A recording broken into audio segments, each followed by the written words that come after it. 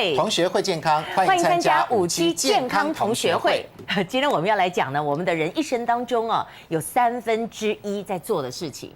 睡觉，没错。但是我们讲的是，上次我们不是讲说失眠的问题吗？对。然后在里面呢，提点到了2个，然后观众就不断说：“哎，你们那个我问题很严重啊，你都没有讲啊。”什么问题呢？就是打呼跟磨牙。对，你知道吗？根据资料啊，41岁到65岁的人，100%会打呼。因为我刚刚就跟安德说，你应该在这个年龄范围内嘛。我还没有，我还有好几年呢。还有好几年呢。好，那我是吗？是啊。我知道了，你是65岁以上，已经超出这个年龄了。我跟你讲哈，我刚还跟安德说，哎，我还以为男人老了都会打呼，他说一点都没错，女生也会，女生也会。哦，你刚讲的数字是男的还是女的也会？男女。哎呦，男女，然后5个人里成年人就包括20几岁、30几岁，成年人是5个人里面有1个人会打呼。那磨牙我是不知道，但是我记得我是从大学时代就磨牙，因为那时候我们出去外面，好像毕业旅行还什么的，然后就有同学跟我说，哎，我跟你讲，你晚上磨很恐怖。本来都不知道嘛，对不对？所以打呼跟磨牙可能都要人家来告诉你。好，那今天我们在进行之前，是不是有笑话啊？对，我有一个笑话是关于打呼的笑话。好，不是我自己啦哈。话说呢，有一个人去当兵，对不对？但他当兵的地点是在高雄。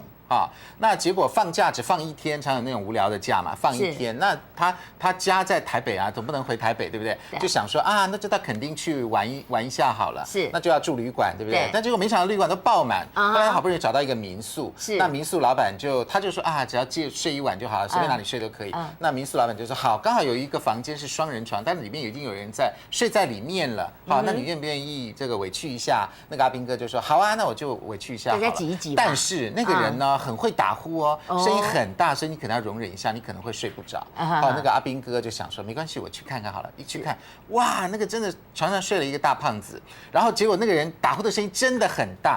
那怎么办？但是结果呢，那个阿兵哥呢就心想了一个妙计，等一下我再说那妙计是什么。就隔一天早上起来呢，哎，那个阿兵哥神采奕奕，好像也没失眠的样子。老板就说，哎，你为什么？好像还睡得还蛮好的。对啊，他怎么做的？原来他有一个妙计，原来他就是到那个胖子旁边，因为他在打呼嘛，就在胖子旁边脸颊亲了一下，说：“亲爱的，起床了。”这样子然后那个，所以那个胖子是吓死了还是？胖子就吓得一整个晚上，怕他来骚扰他，你知道吗？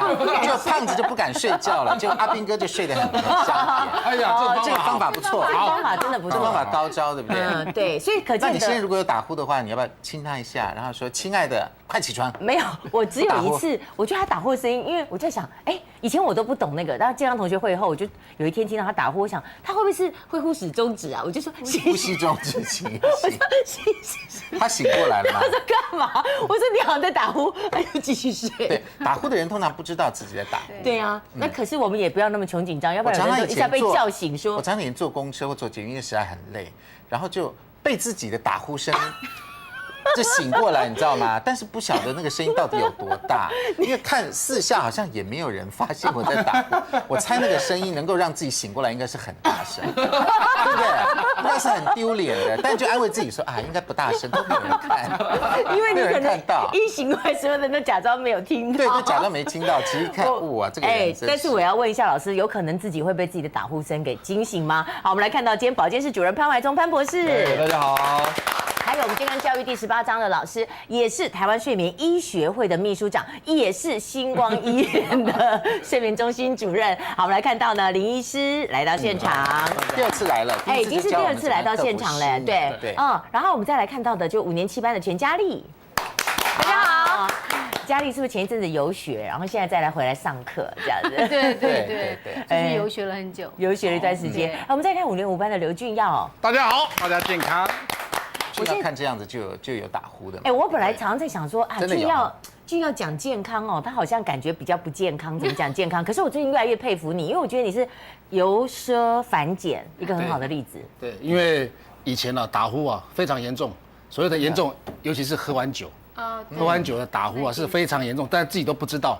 所以呢，我就去到那个以前我睡了三温暖睡过1年多，每天都睡在那边，喝完酒就到三温暖去泡。这是三温暖啊？这样的打呼声我以前都不知道。好，后来呢，跟我现在这个太太住在一起的时候，说哇，你喝了酒之后，晚上打呼声非常大声，你可以不要再喝酒了，尤其是睡觉前这样，然后就开始被他调整。就有一次呢，最近前不久然后呢又去喝酒，喝了酒之后回来呢，又那个我讲又回到家，不是，他马上说你现在给我出去。哦，真的。把我赶出去呢，我真的当天被赶出去，你去睡三温暖，我就去睡三温暖。睡沙发不行吗？不行，他说我已经跟你讲了，睡沙发也会打呼。我太太很严厉。好了，主要是处罚。我重点在这里了。我去三温暖之后，然后一躺下去，旁边，因为三温暖是非常窄的，隔间非常的差，根本没有隔音嘛，对不对？然后我眼泪就掉下来了。为什么？我想说，哦，原来以前睡三温暖根本没有感觉嘛，因为自己都喝得茫茫的嘛。对。结果那下去，已经被赶出来，当然酒就醒啦。然后到那边去之后，听着大家在这边打呼声此起彼落，还有磨牙的，真的，我想说，我年纪都这么大了，我还来这边混啊。所以老婆对你很好，然后我就这样你就真的，这句话你不用难过。然后我就打电话给我太太，真的错了，这样忏悔一下，以后再也不敢了。所以你看。我这一年来，你看生活多么的就倦鸟归巢嘛，整个气色都很好。所以你看，所以他喝酒真的容易打呼，很容易，对不对？其实不喝酒的人也有打呼的，像我知道打呼啊，其实本身很多人本身并不知道。对啊，最困扰的是枕边人，旁边的人都会受不了。那其实这有很典型的两极哦，就是有些人打呼。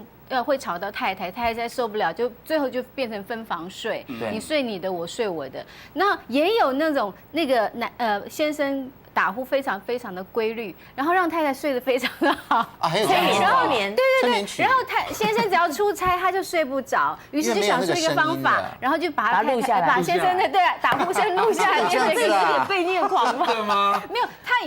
可能是习惯听到那种声音，然后非常专注的听那种声音，然后就睡着了。不过我们今天讲这个哈，草是一件事哦，我都是很怕说它会有生命的危险，对不对？对。老师，我刚刚就在问说，打呼有没有分等级的？有没有分说你是轻微的啊？打，对啊，你在打呼到什么地方，你就要小心，可能会就是呼吸中止这样。他现在这个像这种要测，要到我们林主任林家模林主任，星光医院睡眠中心去做这个。睡眠的检测，因为一般你听这个声音不是很准啊，当然是没有错，当然他没有呼吸的时候，一般他的交感神经会兴奋，所以他会醒过来，有点像这样呼一下，呼，然后更大声再呼一下，我觉得他到底有没有呼吸？他基本上是这样，这样你看好，像先生哦，不是你这样看。有一次我接这样，我就觉得不敢睡，我现在有老师要模仿了，快点，他是这样。然后突然间没声音，你知道吗？然后过一下，突然就笑一下，奇怪了，没有，这个是就是有宗旨，他没这么搞笑，就是有宗旨，你是这样吗？你不知道，因为我睡着了。不是，那他醒了之后弄一下，他又睡了之后，他不一定知道。可是他知道，像安德他知道是，我是呼了一声，不一定，因为他知道的那一次，跟他不知道的好几次，这个不能够相提并论。所以因此我的意思就是说，你在家里面看，虽然外观的人看可能知道他有呼吸中止或没有呼吸中止，但是呢不准，所以他必须要到睡眠中心去用仪器看。用仪器看，那用仪器看的时候就非常准确。那我们来看一下哪些人会打呼，什么叫做人会打呼哈？就是说我们入睡以后，就像刚刚主任讲的嘛，他呼吸道肌肉张力降低，使得呼吸道变得比较狭窄。那如果说再加上你有鼻腔、鼻咽、口咽或咽喉结构上狭窄的情形，就会造成呼吸气流的进出遇到一些阻力，所以它会震动咽部组织，产生声音。那有些人打呼的声音，它可以高达大概80分贝。哇，80分贝是上次你说噪音，80分贝是什么？你知道吗？就是那个火车的钻土机。嘣啊！那80分贝啊，那个是80分贝，怪不得枕边人会失眠了。可是我为什么都没有听过失眠？还是我自己昏倒？所以你太太赶你走就是80分贝，因为他后来大声，听力受损。那如果打呼而没有呼吸暂停或缺氧现象，就称为原发性的打呼。没有呼吸暂停或缺氧，原发性打呼什么意思？它就是打呼。那他没有其他附带的症状，比如说呼吸中止症候群，他没有这样的一个症状，就是只是打呼而已。其实林主任，我知道我们在看这个打呼，一般人都有，像小朋友有时候不是打呼是鼾息，是不是？没有，小朋友这样呼吸，那时候听他有一点声音。因为小孩子的呼吸道比我们成人还要小，所以当他们有过敏，很熟的时候，他们如果有过敏，还是说就是过敏比较严重的时候，其实还是说有鼻涕的时候，其实他那个呼吸的声音就会越来越大。所以其实，我们在治疗这一块的时候，到后来我们蛮强调小孩子的，因为现在的过敏儿几乎就是3个里面就有1个。所以他那个也是打呼，他因为这些过敏的的小孩子之后会变成就是长期性的打呼，甚至于呼吸中止的几率就会变得很高。所以在小孩子，而且的话就是后来等一下我们要提到的，就是在小孩子的那一块，其实跟他们的睡眠品质跟白天的注意力那些都有关系。潘老师是帮我们解释一下，用图解释更清楚。我想先把这个基础医学先学一学，再到临床医学。基础医学不会学，临床医学就不会哦。简单看，你在这个地方哈，这个地方有几个组织你一定要看得到。第一个就是这个软腭跟悬雍垂。软腭就是你这样嘴巴打开，里面不是有一个小小的一个东西吗？小锤子一样吗？那个叫悬雍垂。悬雍垂往上一点点，上那个上面的一个软的叫软腭。那我们年轻的时候呢，这些软腭、悬雍垂，或者我们体重适当的时候呢，这些软腭跟悬雍垂都是适当的大小，而且它那个因为年轻肌肉张力好，它不会垂下来。但是等到你老了以后呢，你看那个外头肌肉都松垮垮，对不对？里头的也松垮垮。然后呢，另外如果你胖的时候呢，软腭跟悬雍垂也会变大。所以那这时候呢就会造成这个呼吸道狭窄。另外还有一个后咽壁，后咽壁就是你这个空气过去这个咽喉的后面的这个地方，这个后咽壁呢，它这个地方如果肥厚的话也会。那另外还有2个很重要的地方，像舌扁桃跟扁桃腺。这都在呼吸的这个通道的上的这个通道上。如果刚刚已经了解这个图了，你就可以看这个图。在正常时候你呼吸的话呢，这个鼻子吸气进来的时候呢，它是走这个位置。对，所以你可以看到这个悬雍垂跟这个后咽壁，所以你这个鼻子这边进来的这是你的呼吸道，这样过来有没有看到呼吸道？那刚刚已经介绍过，这个地方是你的所谓的悬雍垂，这个后咽壁，对不对？对。然后这个舌后头跟扁桃腺，所以你如果说是因为年纪大或者肥胖造成的阻塞，那就有可能你可以看到它这个舌后壁跟这个所谓这个地方，它就等于把这个呼吸道给堵住了。你有没有看到这个地方很窄？有没有看到？这个地方本来还有一点空隙，有没有？这个地方就很窄，过不去。但是刚刚呢，这个林主任有特别提到，这个是属于自然的肥胖或者是说年纪大了他肌肉松弛的可能性。但另外有一种可能性就是他下巴比较小，你看，对，就是说如果他下巴比较内缩的。那到这个人，他如果躺的时候，他这个就比较容易下。对，就是说，如果说是这个来讲的话，就是说，他如果下巴是比较内缩的人，他的话，他平躺的时候，这个呼吸道就刚刚看的那个空间更小，他就会压迫到他的。那林医师帮我们解释一下，上面正常片是我们一般人。正常片的话，就是一般正常人，你看他的呼吸道很宽。对那边嘛，对，然后可是如果说你是下巴比较内缩的人的话，即使你不胖，这张异常片就真的比较窄，对，就会比较窄。所以当你平躺的时候，这个刚刚那个就是潘博士讲的，这个就更容易去压迫到你的呼吸道。对。那这个是先天性的结构性问题。那我讲的这是一般人的问题。是一般人可以因为肥胖或年纪大，从不打呼变打呼，所以你才刚刚讲说，当年纪大的打呼的是100%。对。但是回过头来讲，小孩因为刚出生的时候，他其实并不会造成所谓的肥胖啦，或者是肌肉松弛的问题。对。但它可以感染。感染之后呢，扁桃腺可以肿大，扁桃腺肿大，或者是因为感染造成所谓的黏膜水肿，那这时候也可以造成呼吸道狭窄。它那是因为感染病毒细菌的感染，或者因为粘液鼻涕的阻塞，也有可能。那当然要注意那个小朋友。对，那当然接下去还有后头的受伤，比如说我被人家那个拳击手打了一拳，结果让他鼻子变成鼻中隔弯曲。那鼻中隔弯曲的时候呢，它就可能有一边狭窄，因为鼻中隔本来是把鼻道切开，两边是一样大小的。但是我如果弯的时候呢，这边比较大，这边比较小，这边就会塞住。那打呼就从这个塞住的这边会产生很大的声音。所以结构性的问题也可以造成。那比如说息肉，你有鼻息肉。鼻息肉把它堵住的时候也会打呼，所以这其实从所谓的出生先天性的后道啦，或者是这个所谓的下巴狭窄等等这个造成，以及年老造成，还有感染造成及受伤造成，都可以造成。对，所以我们这边要先进一段广告。是，所以经过这样讲之后，我觉得打呼好像真的蛮困扰的。你看，要赶到离家出走的，对不对？这个实在是蛮严重的。所以打呼究竟要怎么治疗呢？广告回来之后告诉大家。是。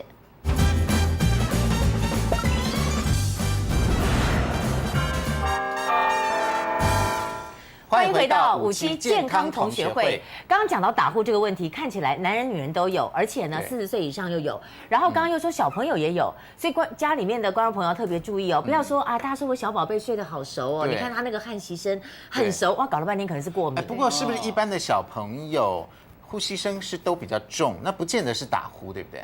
是不是？只要有你要怎么判断他是打呼或者是有一些危险？其实来讲，我是觉得是要看他的品质啊。如果小孩子他白天的过敏症状很严重，然后晚上的时候的确是都张嘴呼吸，然后睡起来隔天早上要叫他起来的时候，好像叫了半天都起不来。对，我一个那个晚辈。他就是他睡觉的时候就是有这个声音，那声音很大，对不对？对。就他醒来之后呢，他还是有这个声音。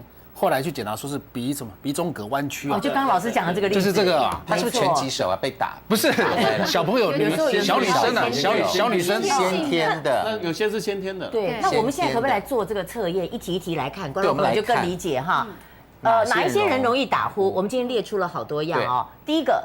体型过重的，尤其是颈部肥厚者，为什么呢？因为肉都是油都滴在这啊，有的是腹部肥胖，有的是颈部肥胖，狭窄。所以刚刚他们是讲的这个，你看一下，就是其实你看这个呼吸道，当你平躺的时候，这个呼吸道已经很窄了。你如果说再胖起来，脖子变粗的话，这个肉往里面挤，呼吸道就更窄。是肉，那这样子我们可不可以不要睡平躺？可不可以稍微？所以有些胖的人他喜欢坐着睡啊，坐着睡啊，对，坐着睡呼吸道会比较受不了啊，他那个喉咙压得很扁，所以脖子太胖。你平躺的时候重力就会往下，所以你那个会，所以才会有一个那种偏方叫止鼾枕头，就让你不要正睡，不要侧睡角度，侧睡会好一点吗？侧睡会好，对，侧睡好很多。我们后面等下有答案，就是侧睡会好一点。对，好，再来睡眠不足的人为什么？我不知道。睡眠不足的人，因为你睡眠不足的人，你一开始睡就睡得很深，对，所以你一旦睡得很深，哇，你肌肉就会放得很松，所以的话就更容易打鼾。对，就是说，可能你如果长期睡，不是比较好吗？没有，睡得很深，你肌肉就放得很松。放得很松的话，就更容易呼吸中止。讲说吃安眠药的人，对，一样就更对啊，还有喝酒啊，对，为什么呢？这里有讲第4个，抽烟或喝酒的人，对，为什么？因为喝酒的话，很多人喝酒之后就开始鼻塞，然后黏膜会开始肿胀，然后喝酒的人又有一点就是镇静安眠的效果，所以的话就是这些一起。这些加在一起，鼻塞啦，然后黏膜真的水肿。那如果打呼没什么严重的话，是不是就独处一室，呼睡，然后睡得很深，这样子也就 OK 了嘛？只要不要影响到别人。不是，那这个刚刚我已经讲过，就是到底严不严重，不是你来判断，你要林主任来判断。因为我们如果长期在呼吸不好的情况之下，或者呼吸道阻力增加的时候，会造成肺动脉高压。那这个东西是对身体并不是那么好，长期是不好的。所以我是觉得说，如果有这个问题，可以到睡眠中心去确认。那确认之后呢，如果说问题不大，你当然可以透过一些小方式。我现在不讲这些小方式，我们留到后面来讲。那但是呢，如果是严重的话，还是要处理一下。所以打呼是警讯哦，对不对？是一个信号。但是通常透过减重也可以帮助很多啦。啊，真的。对，因为它避掉这边的重量，这样子。没错。那我们刚刚这个第4个，那抽烟呢，也是吗？抽烟会让肺功能变差。那肺功能变差的时候，其实它的肺活量就变小。对，肺活量变小之后，其实它的那个就是它的呼吸道就更容易塌陷。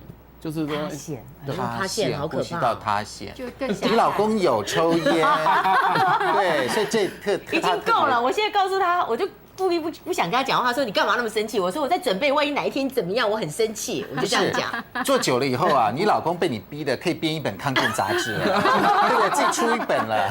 今天他拿了有一个黄色的这个，好像一个山的那个素食的东西进来，我们立刻就瞪他说。凡是脂肪酸还在吃，这都是潘老师教的。我觉得啊，你主持节目的最大受害者是你老公。我觉得也是，我最大受益者。对啊，因为他原来受益者，因为他原来寿命只有70岁，现在已经到120了。没错。但是最大受害者是他，因为他要忍受更久的时间。对，他会得心脏病，就每天逼着你老公干嘛的。我的个性本来你认识我很久，我不太唠叨的，对不对？我们最近好唠叨。最近做了一集那个血糖，对不对？糖尿病，听说你老公就马马上回去被逼的要侧写他。对对对对。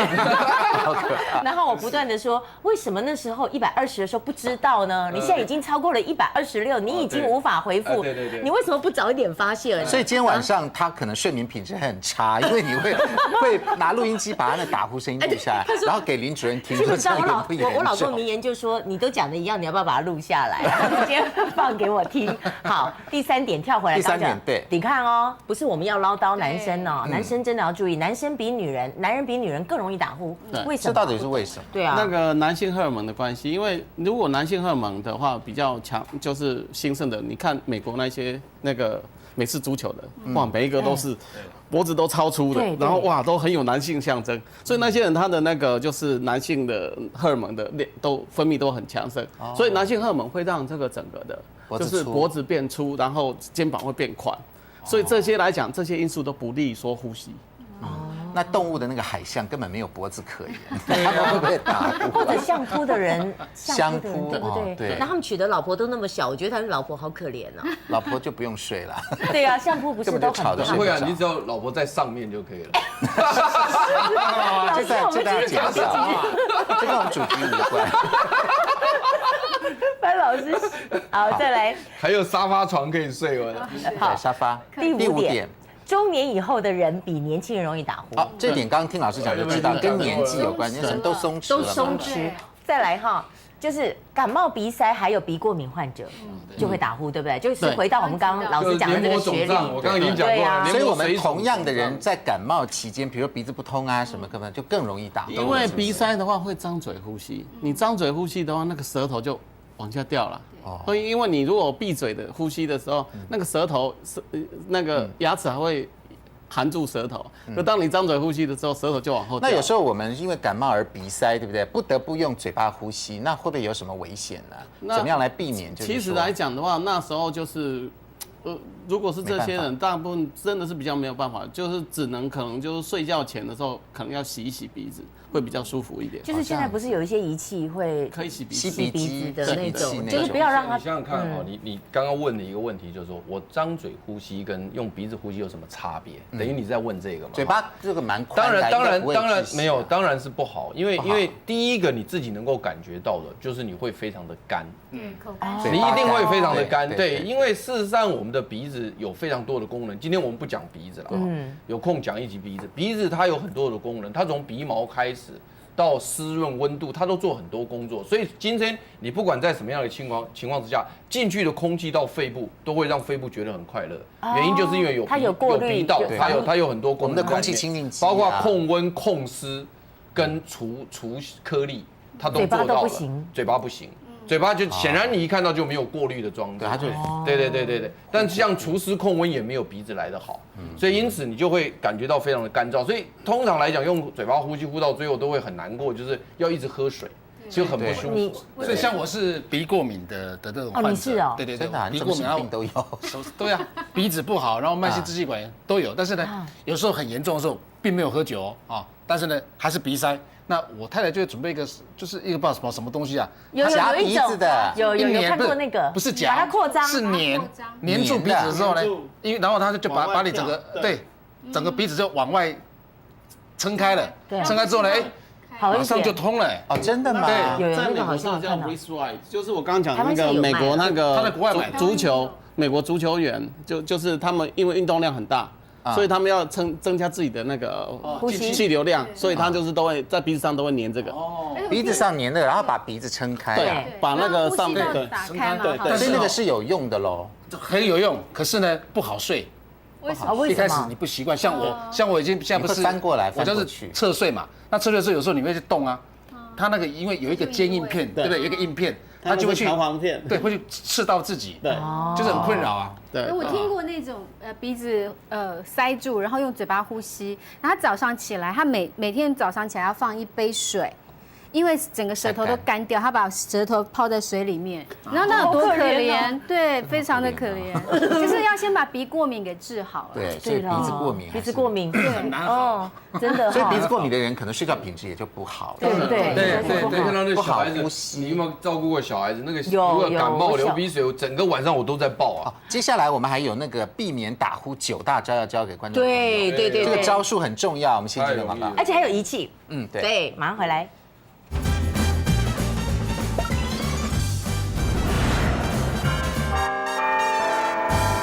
欢迎回到57健康同学会。我们继续来看到就在这里面，刚刚讲到第6点嘛，现在第7点就是说，你睡觉仰躺着，比较容易加重打呼的症状。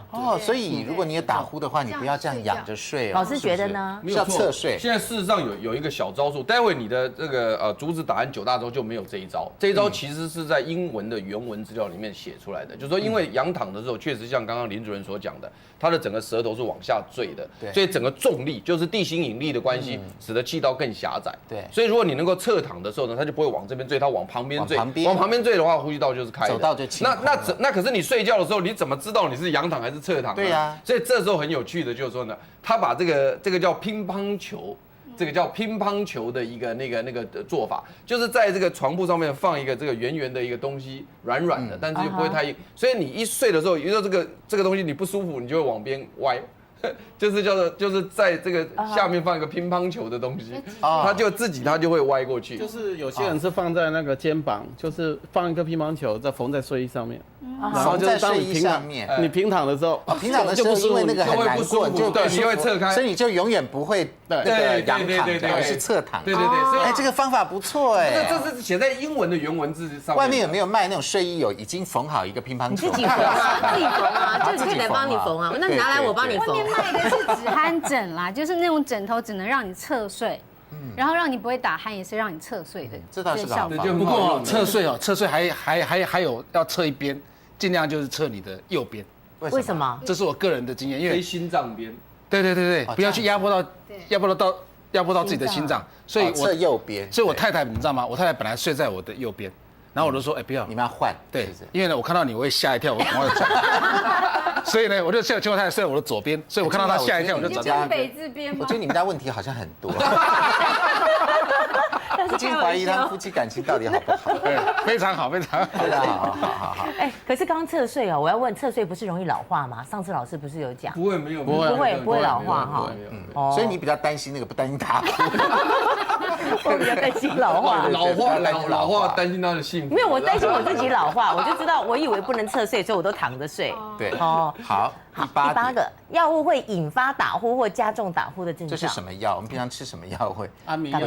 安眠药对。那感冒药那些不会吗？感冒药本身因为有感冒症状了，因为鼻塞所以都也会。好，上呼吸道解剖结构上异常的人，像扁桃腺过大或舌头过大，就刚刚2位老师都讲过，他会或者鼻息肉啦，或者鼻中隔弯曲啦，都是会。还有上呼吸道神经肌肉功能上异常的人。什么叫肌肉功能？没有，其实来讲，会打呼的人，其实他们有一些研究，就是说他们去测说这些很会打呼的人，他的那个去测他的就是呼吸道的这些就是感觉功能这些，发现这些人的感觉功能都就是已经不好了。所以其实会打呼的人，他这个就是长期来讲打呼的很厉害的人，他的其实一些呼吸道运动跟感觉的神经就会受损。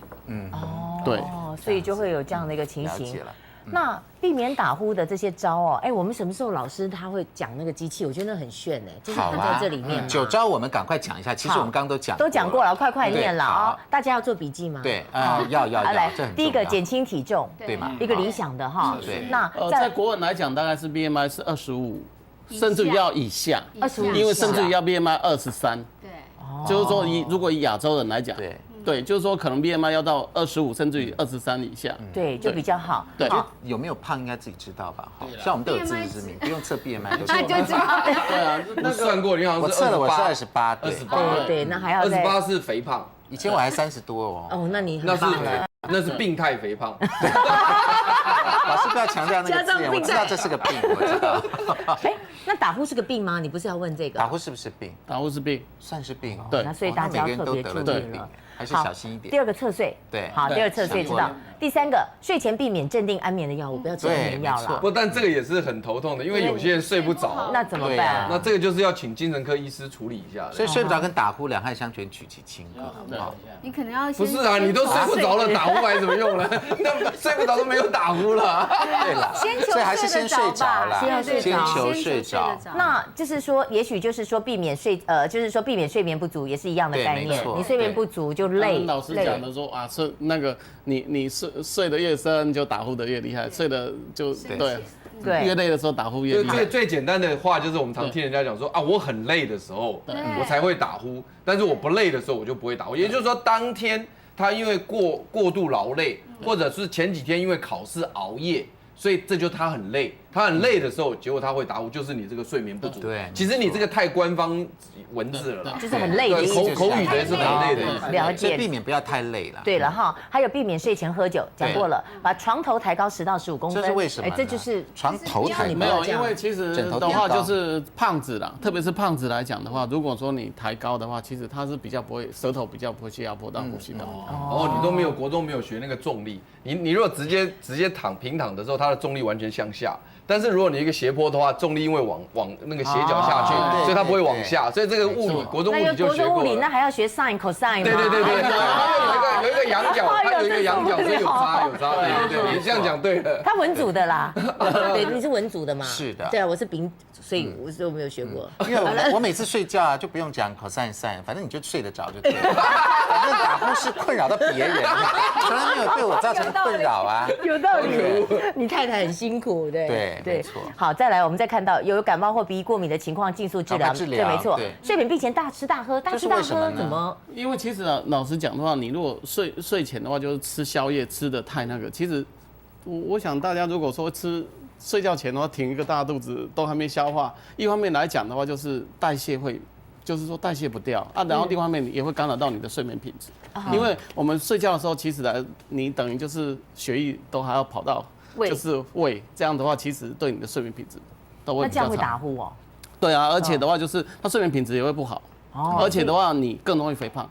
哦，那就会造成这样。对，所以都是连锁反应。然后再来就戒烟，戒烟，好，对，没错，就这样子。好，那接下来是打呼的治疗方式。我们知道这9大招，我们可以自己做，对不对？那医生如果这实在就没办法的话，医生这边有治疗方式哦。那个叫 CPAP， 对，这个是 CPAP， 对。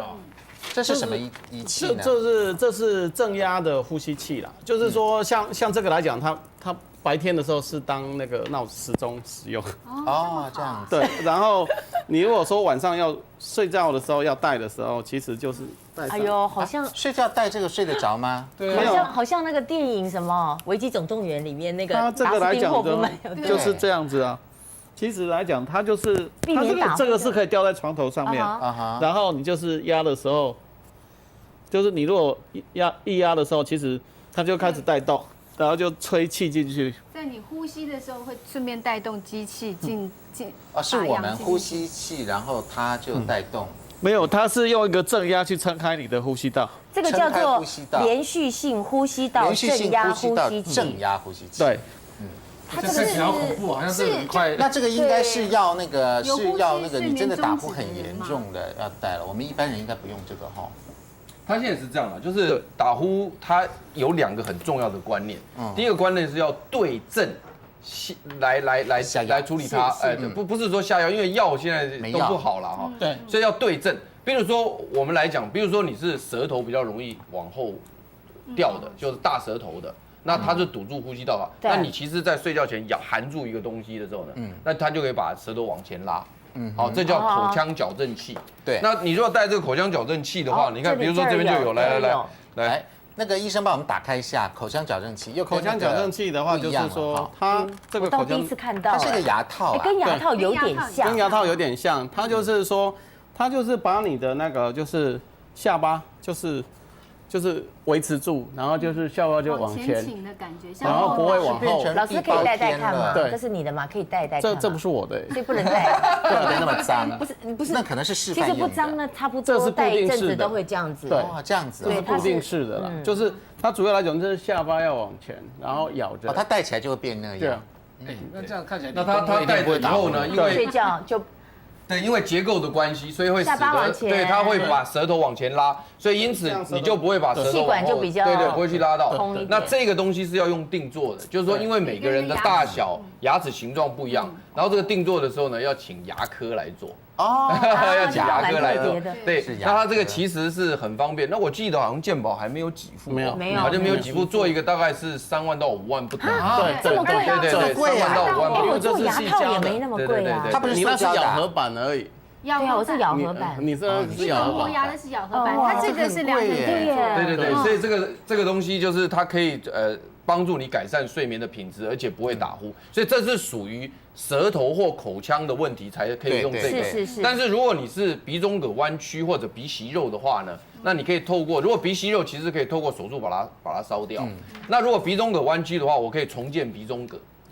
鼻中隔可以重建，也就是说它弯曲之后你把它打掉，打掉之后它再做一个假的鼻中隔。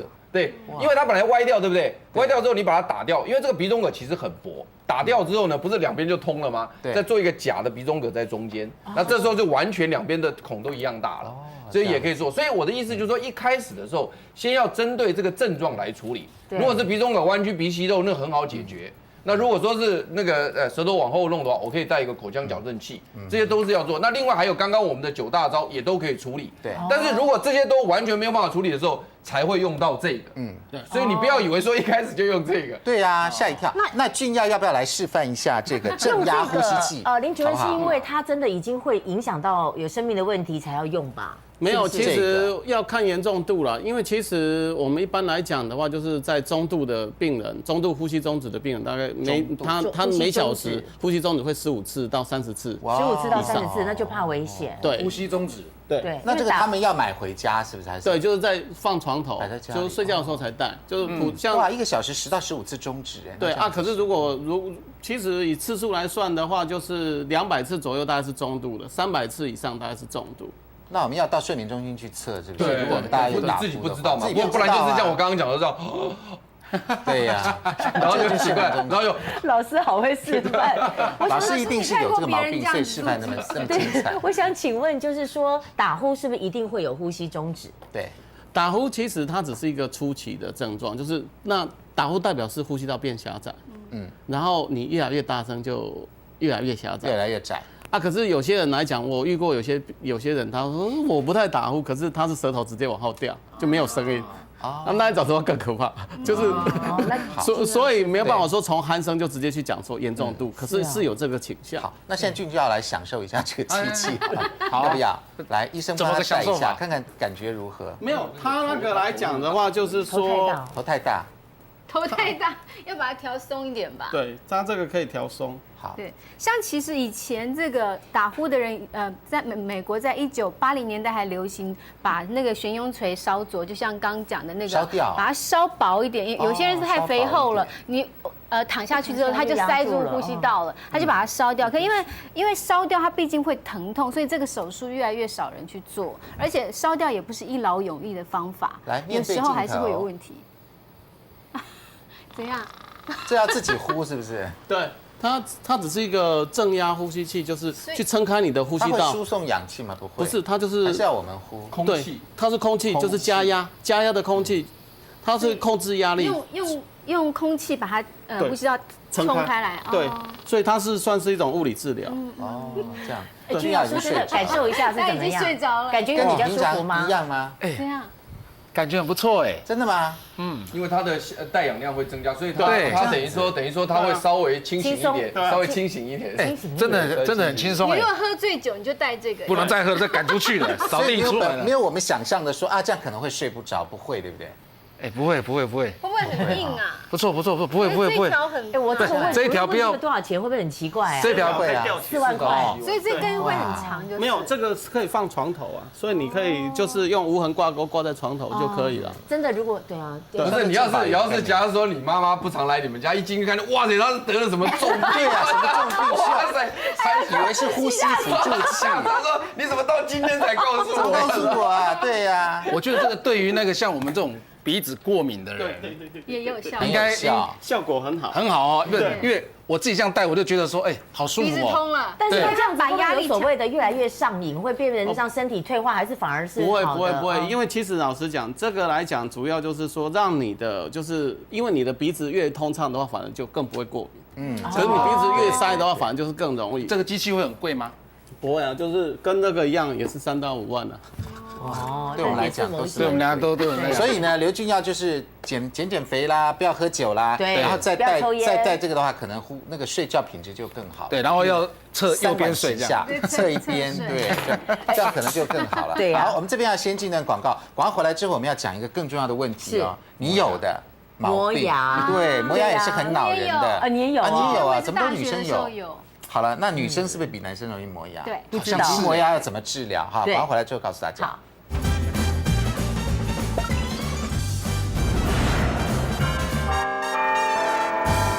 欢迎回到57健康同学会。我们要讲到，其实现在比起打呼来讲，没有那么多的人口，但是也很有发展的潜力，就是磨牙。我们没有磨牙的统计数字啦，但是你看我们现场就有2个女生承认嘛，20多岁女生磨牙的人还蛮多的，不少，5个大概有1到2个会有磨牙的。像我们财经晚报的编辑，我不要出卖他了哈，编辑啊，那男生他很厉害，他就说他也磨牙，那是不是大家就是什么原因？那我们先看一下，再请老师告诉我们学历。他就是说呢，这个睡眠状态的时候，上下牙齿咬动发生的，那就是所谓的磨牙。那它主要呢是由咀嚼肌的持续收缩引起，而且它的运动又是受到3叉神经的支配，所以凡是能够影响到3叉神经跟咀嚼肌的因素，都会引起睡觉的磨牙。那快来讲，因为原因啊，它是过度兴奋或紧张或压力过大，好，他就会这个哈，过度性压力过大。可是我觉得从小就会紧张吗？不可能啊，不知道无形的啊，比如说你念书啊，压力啊，念书就是大脑皮层的这个兴奋跟抑制过程失去了平衡，就会有这样夜间磨牙。就老师说呢，睡觉所有都关灯了，他没关灯。他是这样，就是说这个是属于运动神经哦。那运动神经它在睡觉的时候，它并没有完全休息，产生的一个所谓的过度的运动，所以通常磨牙的人不仅仅是那听到声音是当然磨牙，不仅仅是只有磨牙哦，他也有可能他会有一些动作，脚吗？对啊，他脚啊手也有可能动，对，有可能动，他并不一定说是单纯只有躺在那边都完全不动就是磨牙，不是这样子，他有时候他也会动，对，因为运动神经它整个都在兴奋，就是整个兴奋，那所以因此你第一个成因就是他，比如说精神过度兴奋啊。或压力紧张太大，对不对？这都是一个问题。所以从这个角度来看的话，就是说，假设有磨牙的人，那就是在睡前就不要吃一些兴奋的东西，咖啡，对，什么东西，对，所以这个东西你就连起来，就是你的成因跟预防要连得起来。对，所以这集你应该收获很多。可是我觉得好像医生都说磨牙无解，我睡前不会喝咖啡。就是他也不知道怎么，因为其实我后来有去问跟医生讨论这个问题，他们说好，你就算压力过大的人，你给他一些抗焦虑的药，那它效果还是有限。所以磨牙并不是单一因素引起，它可能是咬合，有可能是咬合的问题。做一些就是放松，像瑜伽那一些，可以让肌肉放松，那个会有帮助。就是让你比如说像你的，如果像时常会咬，就是下巴咬得很紧的人，你就可以去像我们有在做的，就是说，可能就是把电极片贴在这边，就是那个肌肉放松，你就贴在这边，然后你尝试着慢慢放松，因为有些人他不自主的，就是牙关越咬越紧，咬紧牙关，对，然后他这个就没办法放松，所以有些人他会方形脸，其实不是啊，其实是他这一直咬着这样子，一直咬着，对，所以你自己来讲可以做一些放松，还是瑜伽那些，让自己还是冥想那些，让自己的这个就是一些咀嚼肌放松。我真的练瑜伽有效我后来练瑜伽，我是大学的时候比较严重就磨牙，然后后来。出来社会跑新闻之后，我开始练瑜伽，然后懂得怎么放松肌肉、放松心情，因为那样子的话，那个比较不会有那，你知道吗？那个咬的声音哦，因为因为我和我姐是双胞胎，就她也会磨牙，我也会磨牙，我们互相听那个声音啊，真的在念大学的时候，我就说哇，怎么会那么大声？后来我发现说，那个牙关紧咬的时候呢，我们的牙关每平方公分有承受1015公斤的压力哦。那你在磨牙的时候是大于这个倍数，所以你会听到咯100到150，对，100到150公斤。所以你的双胞胎姐姐也会，所以你就说这可能也跟遗那你传的们两个咬声音合有关不一样，啊。同学分辨得出来你们两个人吗？声音很像。声音还是很像。对我们讲话声音很像，但磨牙声音像不像我就不知道。那你是姐姐还是妹妹？我是妹妹。那现在坐这边是姐姐还是妹妹？姐姐开玩笑。那肠道寄生虫病也会磨牙哦？对啊，应该不是这个原因吧？应该不是，蛔它是虫。蛔虫，这个少见，这个对真的少见见啦，这个很少见。那或者是消化的功能紊乱，就是睡前吃太多，就是吃宵夜啊什么的，好，就反射动作就会引起磨牙。这样也是哦。那再来就是因为肠道哈，我们现在医学界叫它叫做第二个大脑。因为肠道有非常多的神经，而且这些神经都连接到大脑，所以当它肠道的这个刺激之后呢，你看到那边它会刺激到大脑，神经会把这些刺激传到大脑，然后就所以会死因此它就会反射，它就会反射的一些运动神经好像就开始在活动，然后你就开始会磨牙。对所以刚刚达夫那边就讲说，睡前不能大吃大喝。对，一样的道理，一样的道理。对。还有就是说哈，营养不均衡。不爱吃蔬菜不会，我特爱吃蔬菜，然后导致钙磷肪呢引起晚间的这个咀嚼肌什么不自主的这个收缩嘛，牙齿会来回磨动。其他就是说呢，可能是换牙期的时候发育不良引起的牙齿的咬合障碍，我可能是咬合障碍吧。真的吗？或者是我不知道是什么原因。那我们又要出卖涛哥跟燕秋姐嘛？他们两夫妻他们俩都会磨牙。对啊，那怎么办？哎，他们知不知道？我知道，因为我们都要做，怎么会知道？我们都要做咬合板呐，刚好同样子就是同样的。不过两个都弄咬合板，应该也就睡。其实用咬合板就还不错吧？对。你咬合板主要的一个观念就是，只是让那个牙齿的珐琅质不要被磨损。因为我们牙齿的我们上次在这边讲过牙齿，珐琅质是没有办法再生的。所以你如果进入象牙质以后呢，象牙质就会开始酸疼。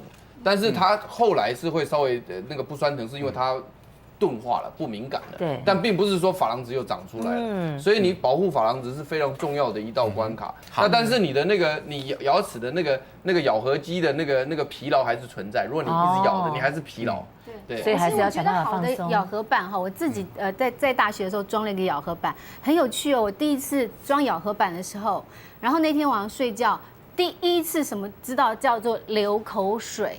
然后我想啊，怎么会流口水？你知道吗？就后来我就去跟医生讲说，我装了咬合板之后会流口水。他说，那是好的事情，那反而就是你整个肌肉放松了，你才会流口水。我心想说，这样子枕头也很脏，有没有？就开始。那你就不磨牙啦，这样很好啊。我问一下林主任，就是这个磨牙，像雅琴刚讲说无解，是真的无解吗？还是真的有一些方法？我们在做睡眠检查的时候，常常发现这些病人都是醒来之后才会磨。就是他每一次睡觉睡，然后属于进入浅眠期醒过来的时候，然后他每次醒了之后，嘴巴就动一动，然后之后再继续睡。所以来讲，你减少它干扰睡眠的因子之后，它就可以改善。比较好。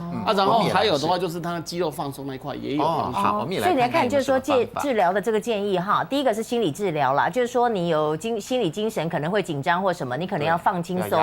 如果有压力或担心，要放轻松。那肌肉松弛的话呢，就是说呢，这里刚刚讲到肌肉松弛，常用的方法就是说，你可能进行咀嚼肌的生理训练啊、按摩啊，或视听暗示这些方法，按摩可能也来放松。那咬合板我们刚刚讲了嘛，那或者是调牙颌治疗，就经过呢调磨少量的牙体组织，去除咬合干扰，跟牙颌早接触。可能就说你咬合有困难的，那个很多人他其实都是咬合问题的，就是说他时常来讲的话，他的就是颞颌关节这边是有问题，所以他要从这个地方来解决，或者是他可以采对症治疗了哈。那进行有一些说有错牙这个畸形的这个病人先进行矫正，那有的呢进行修复，就是刚刚讲到说，他就让他可以咬得住，还看肠道是不是有寄生虫，要不要去检查一下？搞不好你是这个原因哦。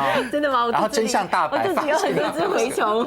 不过你看这边很有趣，就是说在打呼这个地方是肌肉过度的放松，在磨牙这个地方是肌肉过度的紧绷，对，所以这是两个一正一反的东西，所以你磨牙的人就很少打呼，对，对，就很少打呼，对，所以你就不打呼。对啊，那等到你不磨牙的时候就打呼，打呼的时候就不磨牙。不过没关系啦，反正人都会打呼嘛。有些病人是先打呼之后才磨啊。那好惨哦，那都有哎。对。那如果他要戴那个什么矫正器，还要戴牙套，戴不下去。